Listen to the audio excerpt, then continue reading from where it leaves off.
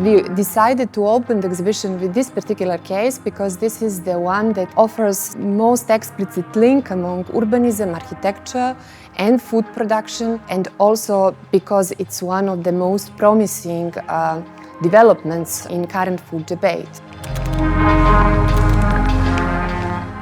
We are looking at the model of the Dutch greenhouse we developed for the purpose of the exhibition together with Victor Munoz's sons, Grace Aboyaude and Kent Sheku, so team from TU Delft.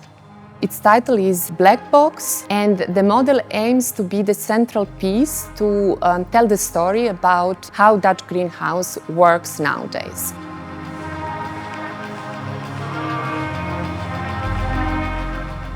We tried to analyze its functioning through the anatomy of the building, and our aim was not to take sides, but to narrate how this building works.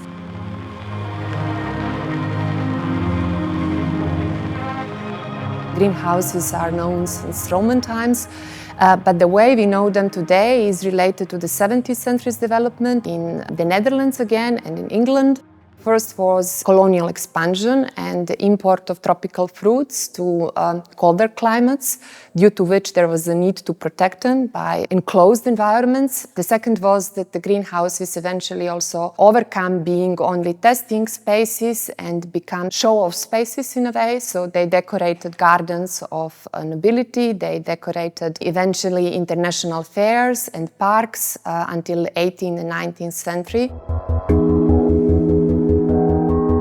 The Netherlands is one of the most promising hubs in Europe when it comes to achieving food security and producing plants, producing fruits and vegetables in greenhouses that could reach high yields, that could get exported worldwide, that could be independent of territories, of quality of soil, of amount of water, and that they could be also done without usage of pesticides and in closed water loops.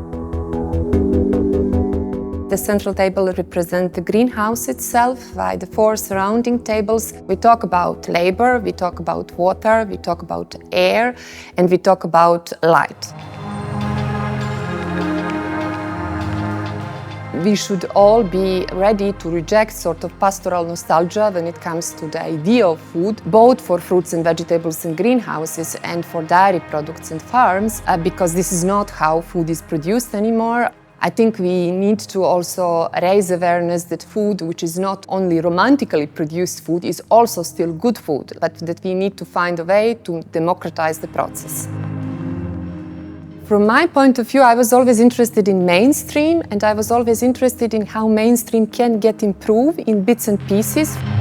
A lot of alternative ways of food production, which I really strongly believe in, and I think they are relevant, but I think they are not reaching high enough numbers. The focus on the mainstream of food production and the spaces that are now running this mainstream as a sort of non-places, they lack aesthetics, they are not publicly visible, is what was my main interest, how to bring this sort of not deliberately hidden chain of food production to the fore of the public consciousness.